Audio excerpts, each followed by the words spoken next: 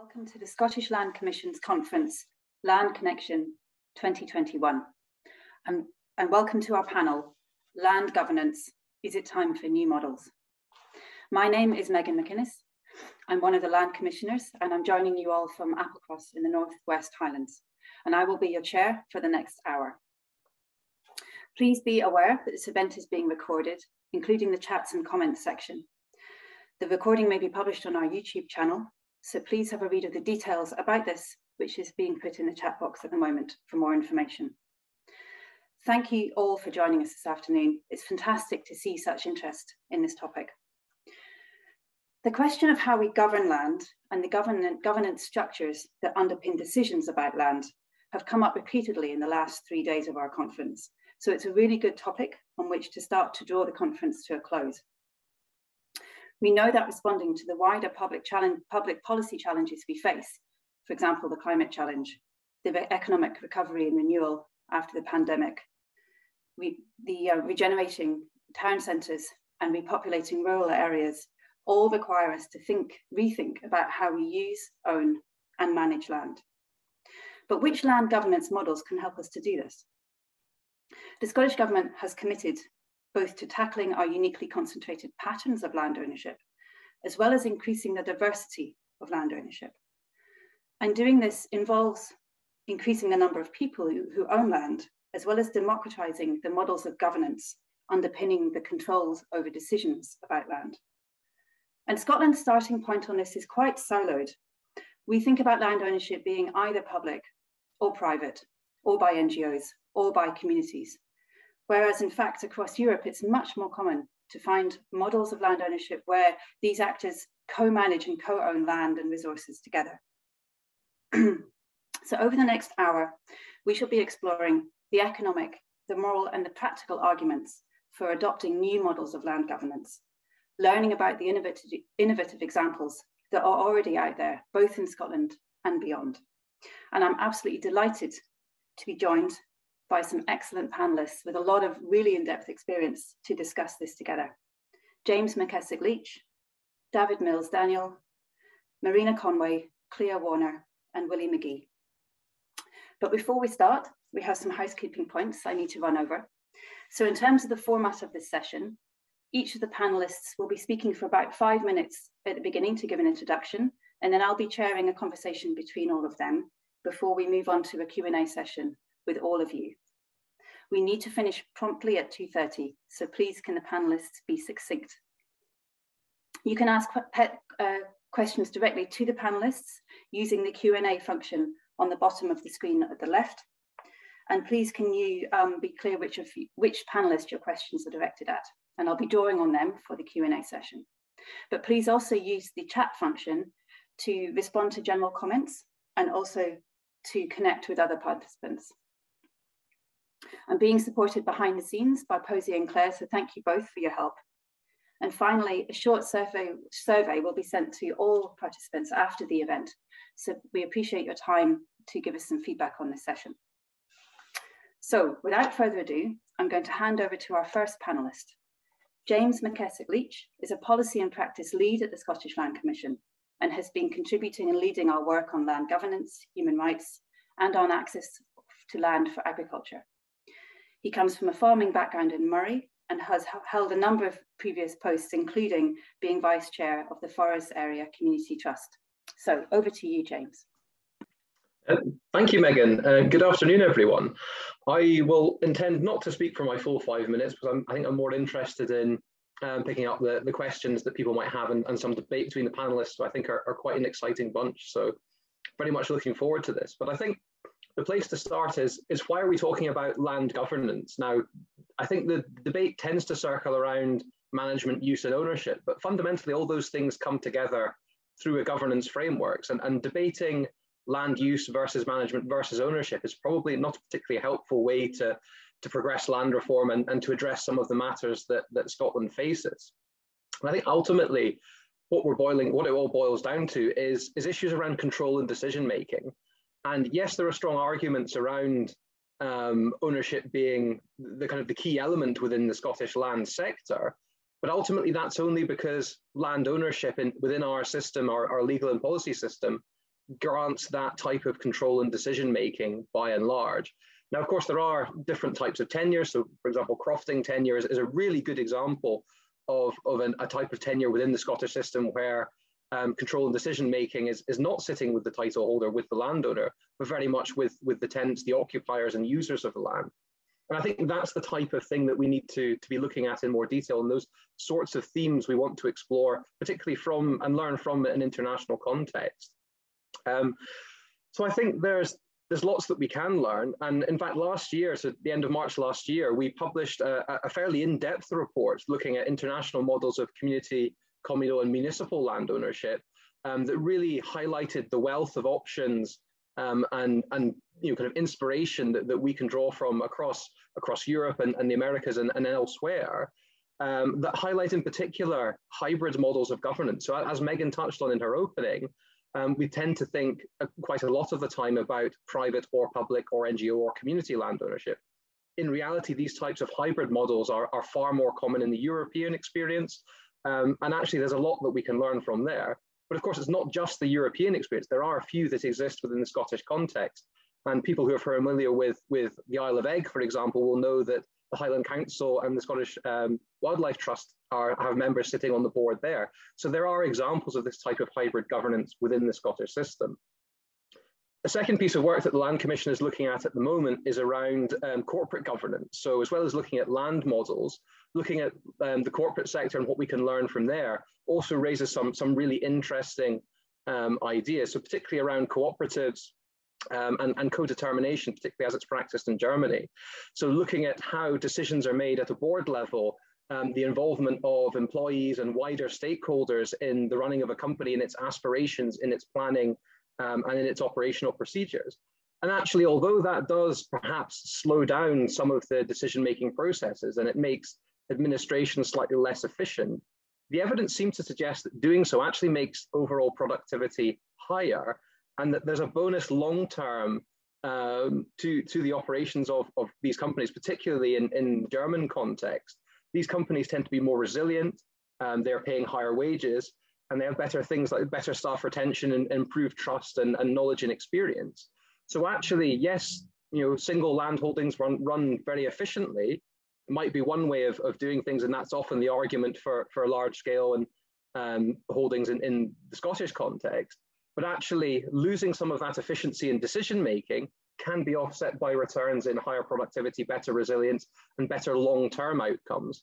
And for Scotland, looking towards things like the natural capital market and some of the other pressures that are being felt by landowners and indeed society as a whole, perhaps looking at some of these models with a view to their long-term outcomes is perhaps something that we should be moving towards doing. So I think I'll leave it there, but I think there's some really interesting ideas that will come out through this. So thank you, Megan.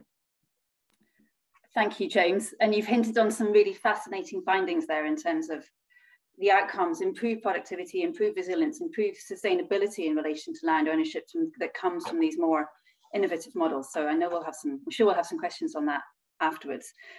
David is our next presenter. So Dafydd Mills Daniel is the McDonald Lecturer in Theology and Ethics at the University of Oxford, and is a BBC and Arts and Humanities Research Council New Generation thinker. He's published a number of books on these topics, as well as BBC radio documentaries. So, Dafydd, over to you. Thanks, Megan. Yeah, hello. Well, I should say that my research combines an interest in practical contemporary ethical issues with the history of ethics, not least because I don't think it's possible to understand a lot of contemporary debates without looking at them in their historical context. And so one thing that interests me about the work and the language of the Scottish Land Commission is the way that it seems to me to be weaving together two discourses, often overlooked discourses in political thought from the 17th, 18th centuries in particular, which are classical republicanism and political liberalism. And on the classical republican, or so-called civic humanist side, there's a shared emphasis between that discourse and Land Commission on emphasis upon diversity in land ownership, but also the sense that land has a different status from other commercial property. It has a moral and political status which differentiates it from other forms of property. But combined with that civic humanist Republican sense, there's also, I think here, something politically liberal, where this relates to what I would call the corporate individual, where I'd use the word corporate there deliberately to intend a dual meaning, so corporate as in collective, community, but also corporate related to productivity, and not least commercial productivity. And so what's interesting to me about the weaving together of those two discourses is that historically there is a lot of overlap between them, but they are also rival discourses at various points. So it's interesting to see them being brought together in a lot of the discussion here. Why I think that's significant is because they are often lost discourse. As I say, we have a tendency when it comes to political, ethical debates to thin things out into, for example, capitalism versus communism, where we have quite narrow understandings of those two things as well. And why that happens often, I think, is because it allows us to think in terms of rights and ownership. And we have then set up an easy sort of dichotomy. So that the rights of the individual as self-owning versus the state as owning the rights of the state. What's interesting in Scottish Land Commission work, and also about civic humanism and that corporate individual in political liberalism, is that they are interested in the question of rights and ownership. In fact, they regard them as fundamental, but they make them secondary questions. They're secondary questions. So the primary questions are going to be duties, because duties are what ground rights, and also use and purpose, because they are what give us a correct understanding of ownership. And that idea of focusing on this idea of duties and responsibility is giving us an understanding of rights, and an idea of purpose as well as use as giving us understanding of ownership is directly relevant to the work of the Land Commission. But also what I think is being highlighted here is that understanding of land, duty, responsibility also should inform other activities and rights that are associated with land. Wow, fantastic, David. I think that's encapsulated incredibly articulately some of the really fundamental shifts in the way in which we are thinking about land, thinking about the rights that relate to land, and the responsibilities and the duties and the obligations that come along with them here in Scotland. And given that we have the land reform, we have a new land reform bill, and we also have a human rights bill that will be discussed in this Parliament in Scotland, this is absolutely getting to the heart of the issue. So that's a really very challenging start off for us for this conversation. Next up, I'd like to introduce Marina. Marina is the CEO of the Western Forestry Co-op, which is an Irish-based cooperative. Marina has worked in the public and private sectors with experience of sustainable forest management, climate change policy, renewables, and emissions trading schemes, amongst a whole range of other experience. So over to you, Marina. It would be really interesting to hear what you've been up to. Great. Thanks very much, Megan, and thanks to the Scottish Land Commission to ask me to speak here today. It's been been very interesting to even learn about land reform in Scotland and the work that you're undertaking. And I suppose it's actually made me do a bit of revision of our own land history and ownership as well this last while, and just look at the distinctions between the two, being that I suppose that 97% of the land in Ireland is in freehold land and would be majority owned by farmers. So it's a very different model. But yeah, so I'm the CEO of the Western Forestry Co-op, and we're based in the west of Ireland. And we were set up back in 1985 to provide a support service to farmers entering into forestry. So just a little background to that was that in the 1970s, there was research done on heavy wet mineral soils, and that occurred in Western counties that were very unproductive for agriculture, but were highly productive for commercial conifers. And the Irish government at the time lobbied the EU to bring in grant support to encourage and enable farmers to afforest these areas, that they'd be more productive under forestry than under farming, and to provide the supports to do that, to enhance the overall viability of the farm. But unfortunately, when these grants were brought in the early 1980s, they weren't being taken up by the farmers that they were intended for, and were mainly being taken up by financial institutions and pension funds. So farmers were more inclined to sell their land than they were to afforest it themselves. The reason being, at the turn of the 20th century, we'd only 1% forest cover in this country. So we had lost a lot of our tradition and skills around forestry. So they felt very isolated, and they didn't know how to establish or maintain these.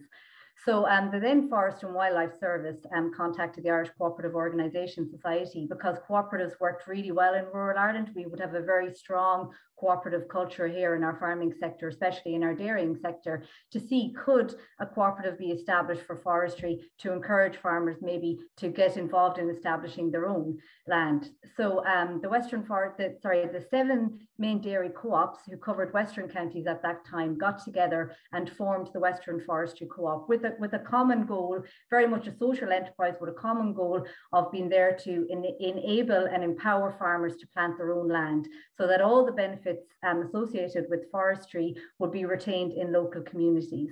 So the co-op very much basically at the start, it was all about, again, because we had none of the tradition here and the services, and it only really existed in the state.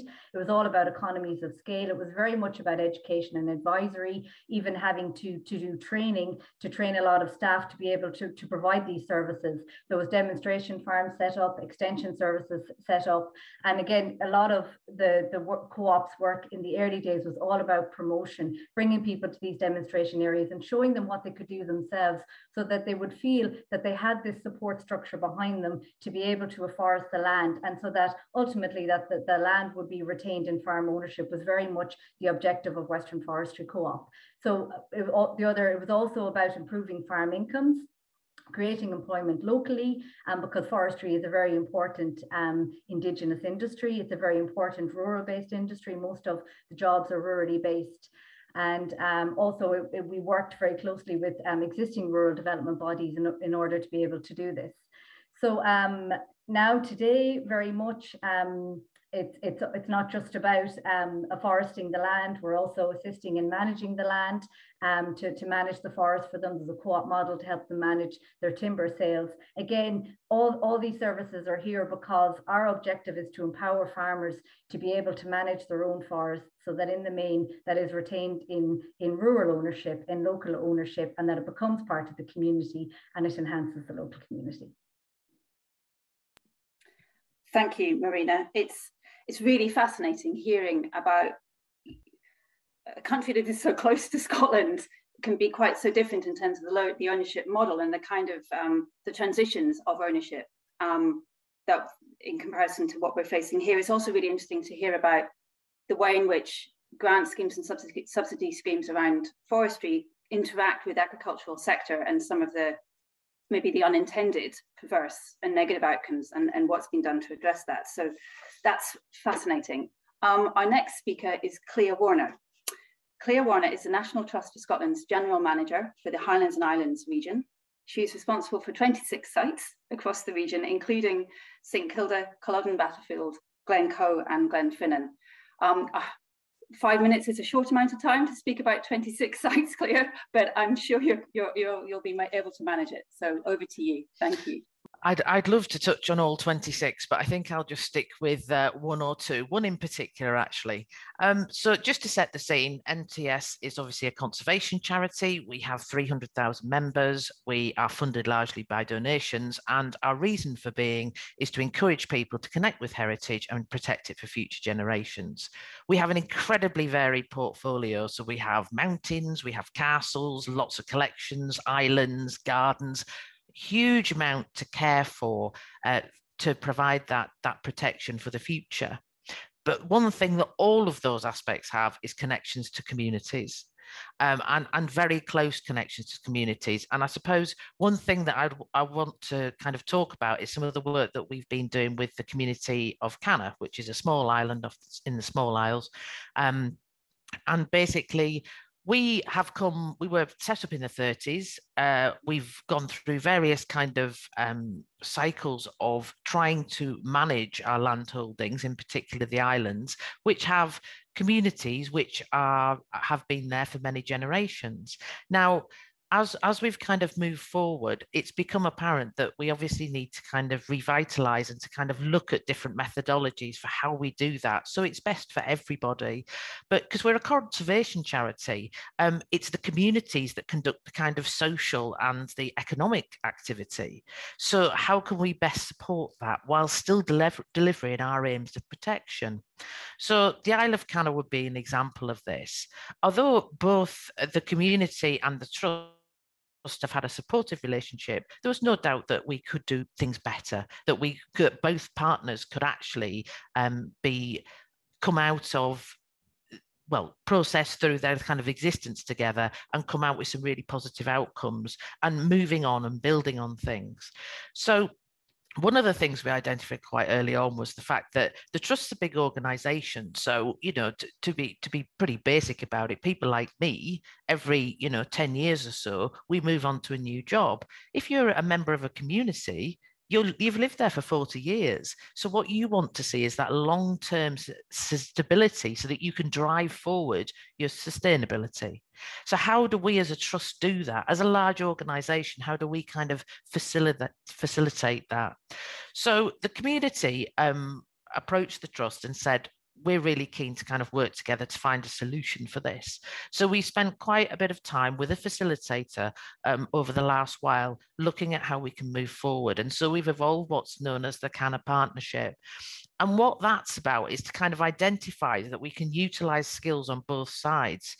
The community has a great skill set, we have a great skill set, and we have a kind of infrastructure that actually can be really helpful to help the community deliver things from their perspective. We need to recognise that the NTS as a kind of a bigger organisation does have governance and compliance responsibilities, but that doesn't mean that it needs to be a blockage. It means that everybody needs to understand how that needs to work and how we can kind of get through it together. We want to kind of empower the community to feed into decisions and so that they can understand actions that we might take and how that fits into our bigger picture as a conservation charity. And we also want to let them help us prioritise, create a shared purpose. And so we have set up the Canna Partnership, which meets regularly. It's relatively new at the moment, so we're still finding our way. And I am absolutely sure that there will be some challenging moments along the way. But everybody's got a voice at the table. And we're all committed to actually seeing it through, because actually what the end result that everybody wants is that Canna's protected for future generations and that it's sustainable for the community that live there. So that common cause binds us together. And so we find ourselves on a journey. So yeah, it's exciting.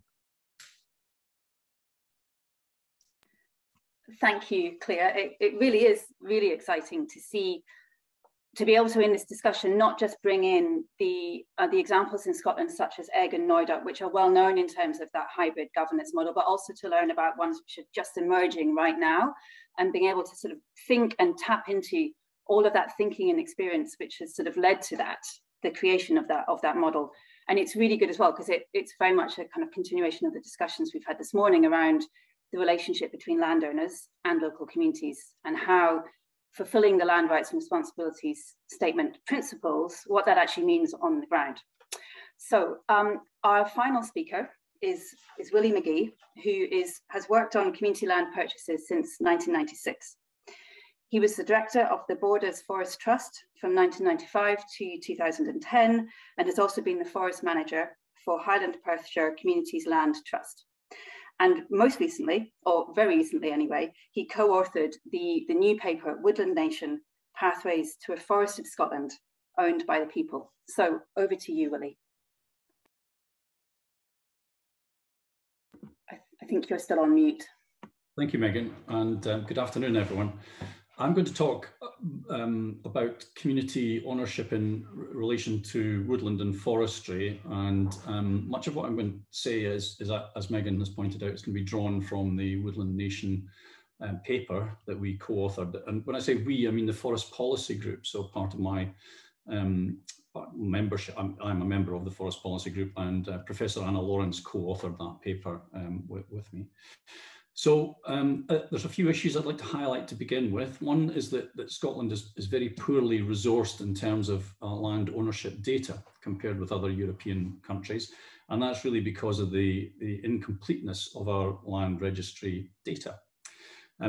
Community land ownership is better understood, and that is because it's a Scottish Government policy priority goal. And when we commissioned Andy Whiteman, we, Forest Policy Group, commissioned Andy Whiteman in 2012 to have a look at forest ownership. Some of his findings were quite interesting for us at the time. So 55% of forest holdings in Scotland are over 50 hectares in area, whereas in Europe it's only 1.6%. So 6.3% of forest holdings in Scotland are under 1 hectare compared with 55% in mainland Europe. 55% of Scotland's private forest, this is privately owned area, is owned by absentee landowners. 32% live outside Scotland. And overall, when we're talking about community ownership, we're talking about a very small area of land. 2.7% of land in Scotland is owned by communities, and most of this is in the Highlands and the Western Isles. And as has been alluded to by James and Megan, community ownership in Scotland it's distinct. It doesn't rely on tradition, and it doesn't rely on forms of local government as you would find in Europe. And in terms of the structure or the governance of communities, community land ownership, usually you would have something like a community, a company limited by guarantee, or a Scottish charitable incorporated organisation, a SCIO. So what's happening in Scotland now, in Scotland's forest land? Well, we're having an increase in the concentration of ownership, and there's two trends driving this. One of them, Marina has referred to, and that is new planting on private land.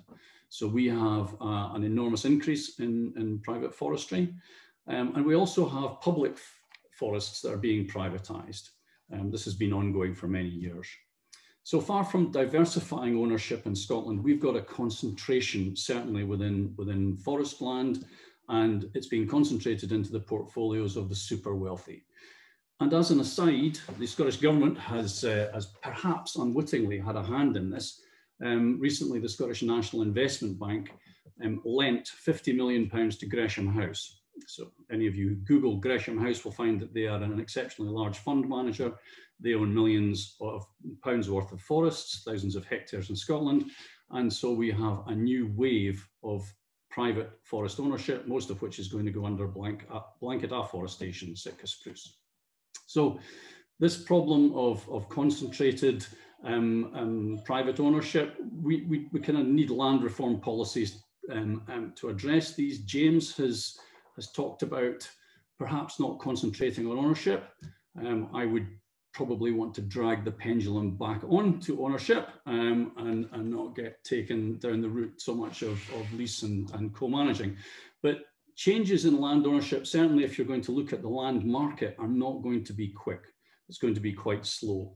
And community acquisition, certainly in relation to community forests, have been not pain-free. So they have to raise large sums of money, navigate complex requirements, and demonstrate competence in business and land management in ways that new private owners don't have to do. So an exhausting process for communities overall. And experience from around the world shows that if we want substantial structural change in land ownership, we need to do something rather radical. It rarely achieved in small incremental steps. In Scotland, we have community land reform, which is unique, as I mentioned, and it's necessarily slow and probably ignores the need for wider, more diverse, accessible land ownership. So some ideas for how we might change this. So to support the diversification of ownership beyond just communities and across small private land ownership. Legal powers to subject large land sales to public interest tests. Requirements for owners of large estates to draw up management plans that involve local communities. Clea has just alluded to one large landowner who's engaging in this. Requirements to sell land in smaller units, like lotting. So we've tried to encourage Forest and Land Scotland over the years to do lotting. A requirement to live on or near the land, or possibly transitional public ownership. That's something that we have great experience in with people like Forestry Commission 1919. How did they do it? They bought private land. So if we had the state acting as an intermediary, public body buys land, possibly through a priority system, allows first refusal at district value or value, and subsequently public ownership. Compulsory purchase could apply in somewhere where you've got national interest, such as national parks. Co-management's been talked about, co-ownership. That model hasn't kind of taken off in forestry.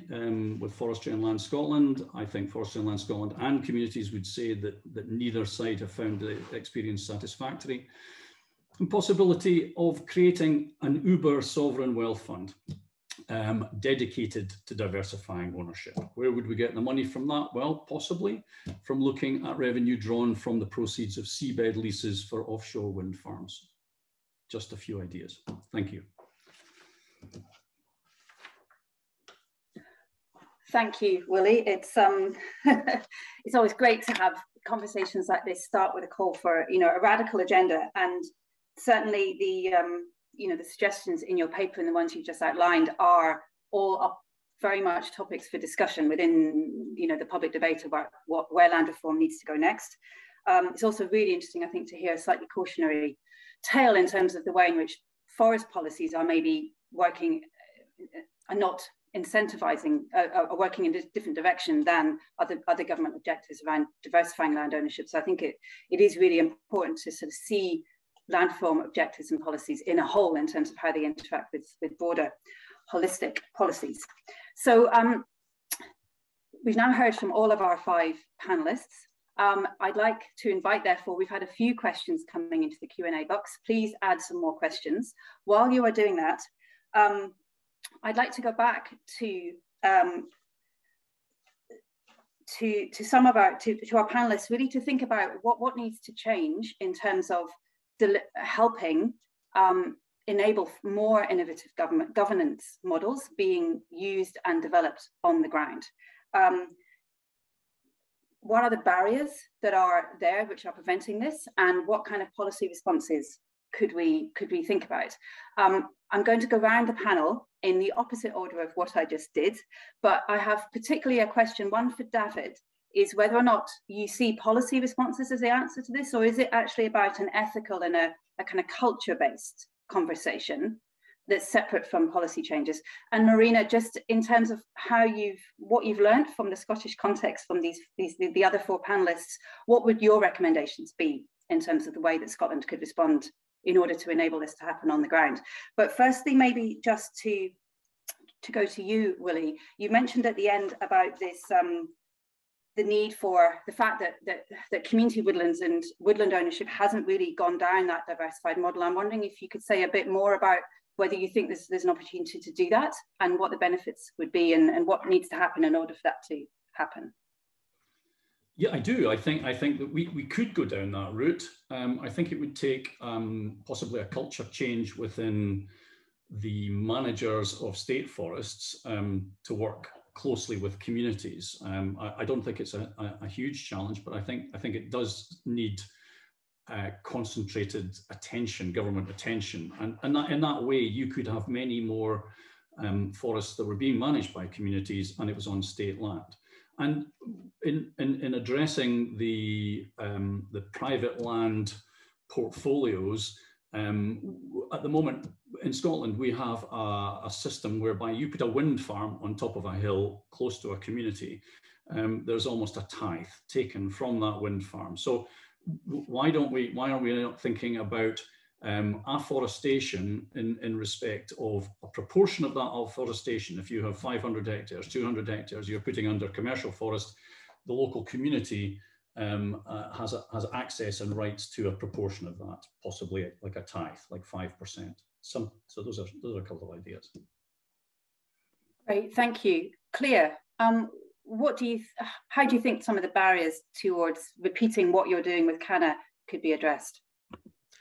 I think it's looking at, depending on the organisations, whether they be community-based or kind of larger charities or however, that it's about the support function, because often to actually it's I think Willie was saying about how it's incredibly complicated sometimes for communities to be able to put these kind of things together, and the reality is that everybody's busy. So one thing that we're trying to do is to use some of the infrastructure that the NTS has to kind of enable the community to be able to move some of their projects forward, which then has an end benefit for both of us. And I think it is capacity and identifying which organisation can actually help, and being quite clear with that, so that it all actually comes together and then kind of moves forward and keeps things moving along. I think that would be the key thing for me. Great, thank you. Marina, in terms of what you've heard the other panelists say, in terms of what would your advice be? How, you know, from where you are and how much further along you are around this in Ireland with the cooperative model?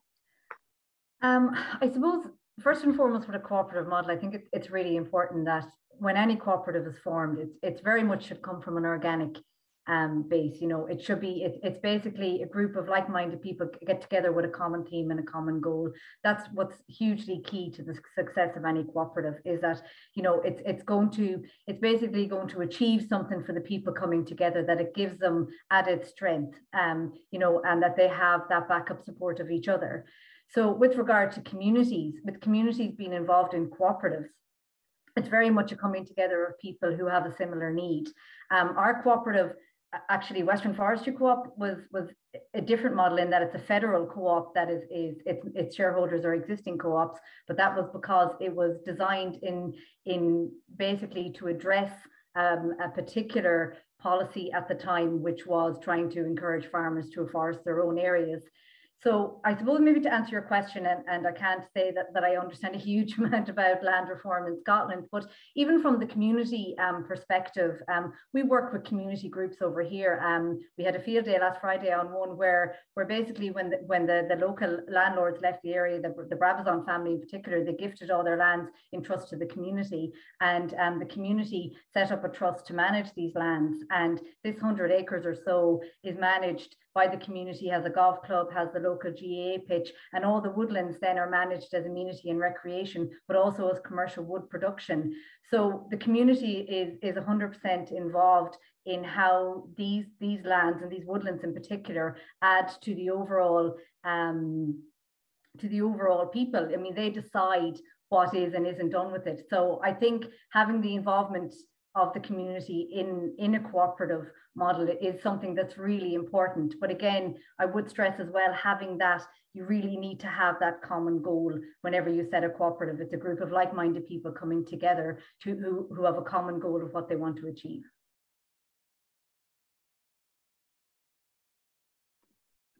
Thank you, Marina. David, we're sort of focusing here on quite pragmatic and possibly, you know, policy-related elements of this question. Your approach is obviously quite different in terms of thinking about maybe a higher or a lower or a heartfelt approach and thinking about this stuff.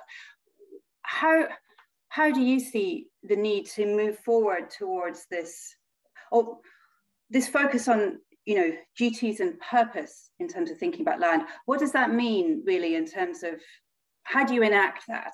Is it about making changes at an individual level, or is it about looking at the government as sort of a policy framework to achieve that?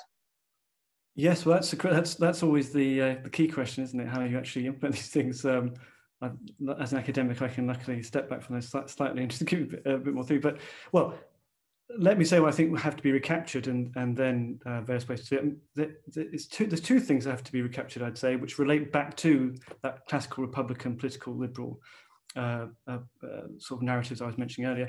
One is, and it relates to both those, is why we are in society in the first place. That's the question. Why are we in community? Why do human beings exist in this sort of form of life? And that's a concept there of sociability. And this is an old Aristotelian notion that it's fundamental to humans to live in society. Now, once you have that sense, you realize that human life has to exist in space and time, right? It has to actually be enacted, to exist out somewhere. And so then it exists on land, right? On and with land. And this is why the classical Republicans were terrified and concentrated forms of ownership, because it meant that people, include landowners, but also people who lived on land, weren't interested in being sociable. They were interested in patronage towards the landowners. Those things, so it had to be broken apart. So there is a question there for ownership being a fundamental issue from a civic humanist perspective. From the political liberal perspective, you can see that intruding into the documents, looking at Scottish Land Commission documents, where it wants to break up monopolies. Now that's a more sort of capitalistic language, political liberal language. And that is to then focus on the fact that land can be owned by particular people, that the ownership isn't the key issue, it's whether the land is in use. And so it seems to me that the sort of things that are being discussed are trying to combine those two things. So make sure the land is in use, however it's owned, but also there's a worry about when there's concentrated forms of ownership, because that does incline towards fallow land, to use the sort of Lockean terminology back to the 17th century, leads to sort of fallow land, or to just concentration of power. No, that's really interesting. And I think certainly from the Scottish Land Commission's perspective, all of these public policy challenges that I outlined at the beginning require us to ask much more of our land and make sure that it is being used productively, whether that's in terms of economic production, but also social, cultural, environmental production. We can't afford to leave land lying fallow these days, because we just need it to be productive to meet these bigger public policy challenges. James, so before I open out into the Q&A session, because we've got a lot of questions coming up now, I just want you to talk a little bit about the sort of what's needed to move this forward, overcoming these barriers. Is it about a cultural shift in terms of the Land Commission's research, or is it about policy frameworks? And if so, are we going to find the answers in the Land Reform Bill, or do we need to look elsewhere? I think the short answer is it's probably a bit of everything. There's no silver bullet to any of these issues or addressing these questions. And I think, at a fundamental level, there is perhaps the element of culture change and actually thinking about, kind of what land is for, what its purpose is within society. And there was, during the scale and concentration research that the Land Commission did a couple of years ago, one of the respondents to that kind of said something that kind of stuck with me, is that actually no one ever owns land. At best, one is a tenant for life. And I think if you look at kind of land ownership and control and use through that kind of frame of mind, that perhaps changes the interactions you then have with the communities, with the activities that you're carrying out. And I think to facilitate that, there's perhaps something that the Land Commission can do in terms of, I think, what we're already doing, to be fair, through our Good Practice programme, which is highlighting some of those examples of innovative types of management, of types of partnerships and joint working and joint ventures, and giving that a bit more exposure and disseminating that really well, because these do exist. And I think perhaps there's an element of kind of that kind of hand-holding that needs to be done to show that actually a lot of these things aren't necessarily as difficult and scary and as challenging as they perhaps might seem to be. And actually there's a lot of it going on. I think what Clea was saying earlier about the model they've developed on Canna is exactly that. You've got a landowner that's been around for a long time, but in all that period has been constantly evolving and trying to find new ways to do things. And yes, it's a new model and it's developing and we don't know how it's going to go, but it's that kind of constant refreshing, revising, innovating and trying to improve. And I think that's the sort of culture shift and the attitude that we could perhaps do more to foster. And as I said, I don't think that will come through any one particular mechanism. It's a bit of culture change, certainly supportive policy. If we're looking at new kind of alternative models, if there needs to be tweaks to legislation to support that, maybe improve kind of funding for co-ops, as I think one of the comments said, there are all sorts of things that the state and the public sector could do, but there's no one single kind of answer to this. It's going to be a mix of everything, and I think that's probably where kind of where people need to challenge the Land Commission to give myself more work to do, but I think that's where people need to challenge us to think widely and think broadly and think deeply about all these issues and how they join together. Great, thank you. So for the next 15 minutes, I'm going to try and tackle some of these pretty complicated questions we've been having coming in on the Q&A. So there's a couple of questions, one from Jamie McIntyre and one from Vanessa Halhead, who both respond to what you said, James, at the beginning about crofting being a potential model for sort of innovative governance and democratized governance decision-making over land. I don't know, James, or maybe this is something, Willie or Clea, that you want to speak to about whether or not what your thoughts are on about the viability of extending crofting out of Scotland, or this sort of model of more collective land ownership, but also responding to what Vanessa said in terms of how some of the current market failure issues in relation to crofting are, how we can maybe build on that model, but address some of the market failures. Willie, you've got your hand up, so I'm going to start with you. Yeah, I saw Jamie's question about the extending woodland crofts, Jamie. I think you mentioned to southern Scotland, and I would heartily endorse it. I don't see why crofting has to be confined to the geography of the north of Scotland.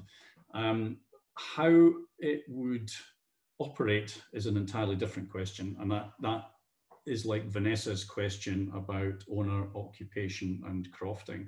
I'm originally from the Isle of Skye, and I carried out a Skye land use survey in the 1980s. And at that time, I think I would probably have said crofting didn't really exist on Skye. What you had were individuals keeping sheep, and as long as they were there at the end of winter, then that was fine. I mean, I may be generalizing here, but crofting, as far as I can see, exists in small pockets. And if we're going to maintain populations on areas of land there, then perhaps we need to think of it as a social thing, you know, rather than the land entirely itself, that we should be looking at social subsidies. But certainly extend crofting across Scotland, yes. Thanks, Willie. Who else wants to respond to that? James, go on. Yeah, so I think it's a really good question.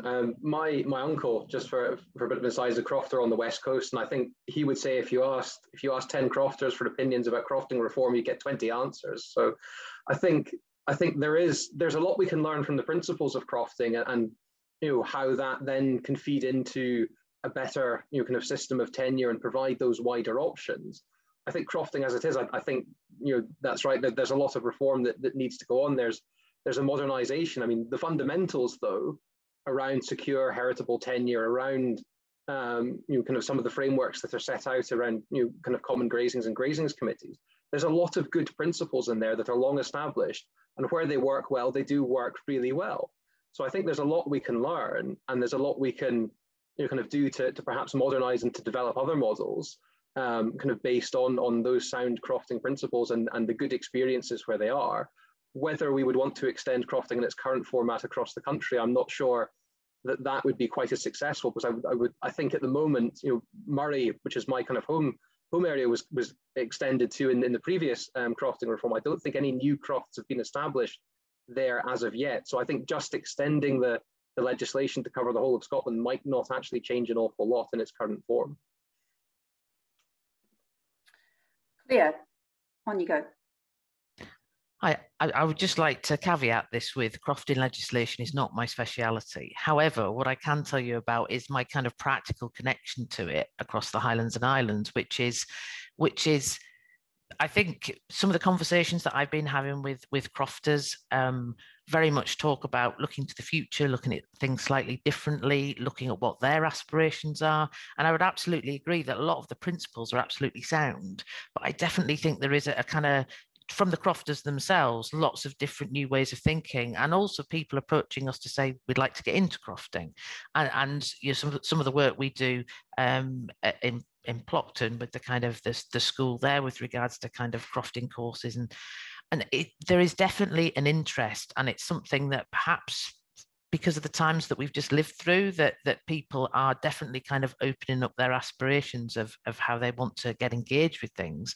It's just, I think that things need to evolve so that they can encompass some new ways of thinking with regards to what people who want to croft want to get out of it, if that makes sense.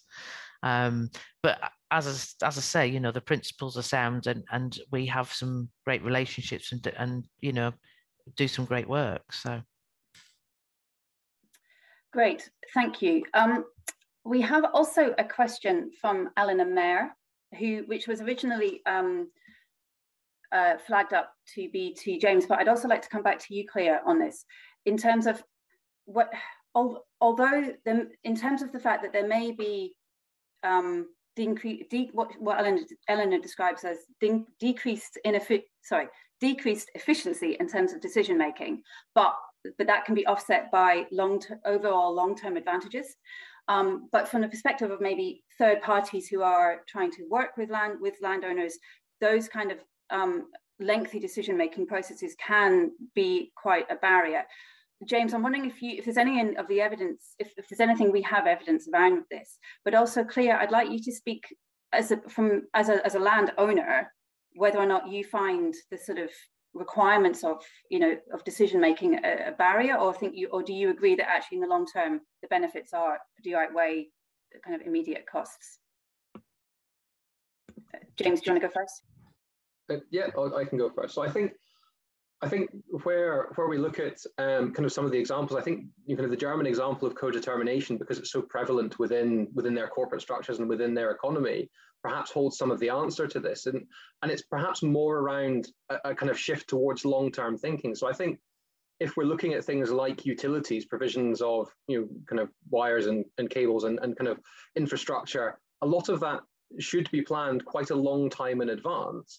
And actually, there shouldn't be a situation where a utilities company surprises the neighboring landowners or people, you know, and you know, with a proposal to erect you know, infrastructure across their land or through it.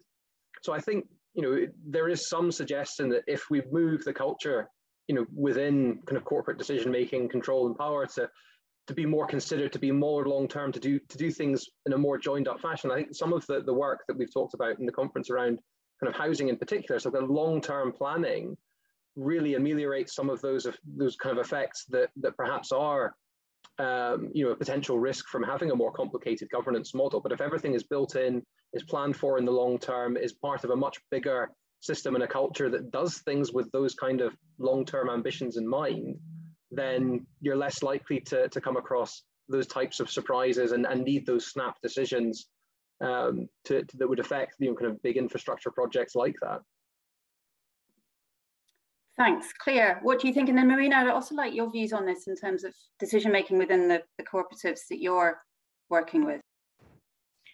Sorry, I just dropped out then, but I've come back now. But in terms of from an NTS perspective, from a landowner perspective, decision making, I would say we can learn a lot from what our partnerships want, what our stakeholders want, because as a big organization, sometimes we can start to create the blockage. But then I suppose that's because as an organization and conservation charity, we're always looking 100 years ahead. So we're wanting to make sure that the conservation objectives that we're striving for are sound. And so we have certain processes to deliver that.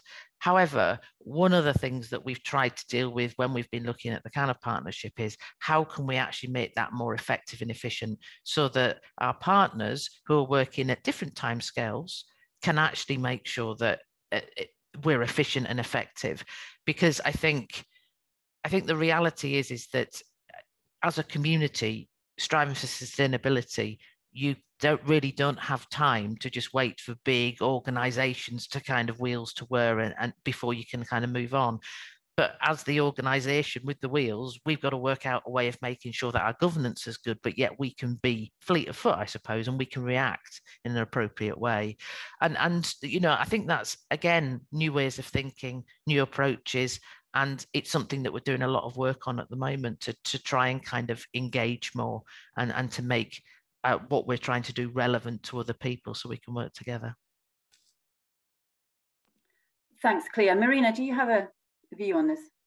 You mean decision making within the cooperative or within what context? Sorry. Sorry, it was really just about the trade-off between the long-term benefits of cooperative decision-making versus the short-term need for quick answers when the cooperative model, does that facilitate quick answers, or does it mean that things have to take more time?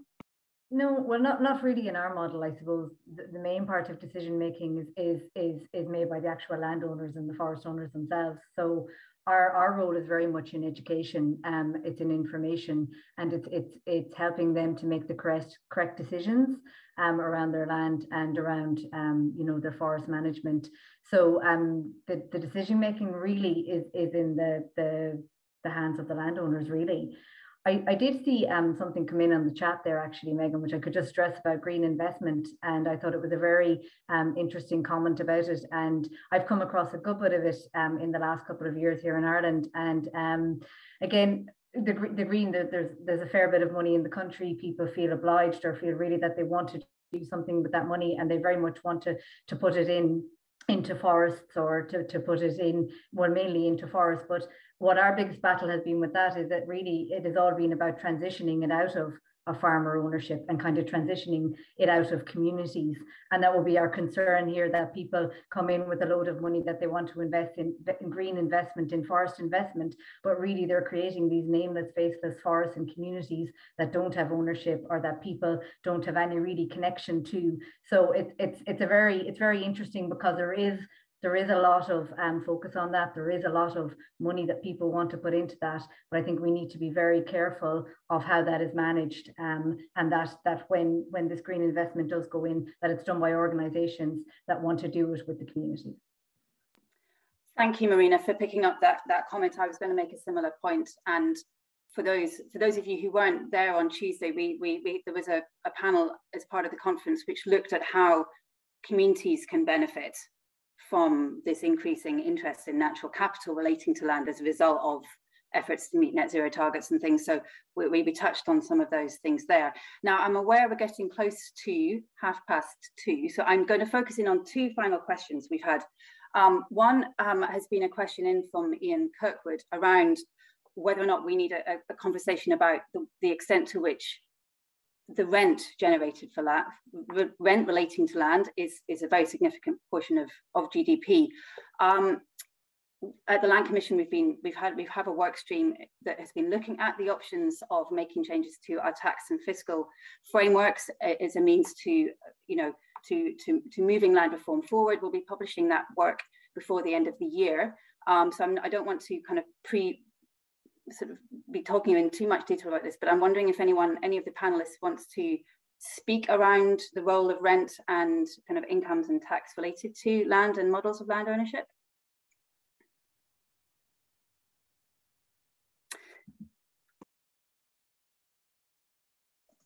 I'm hoping that was Megan saying me before she put herself on mute then.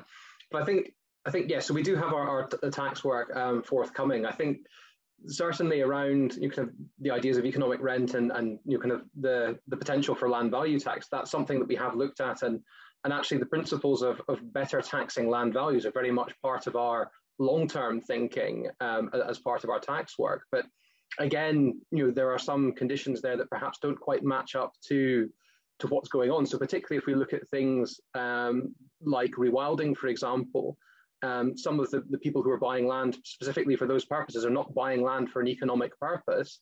And actually a type of land value tax or an annual ground rent is not a disincentive if that's the landowner motivation.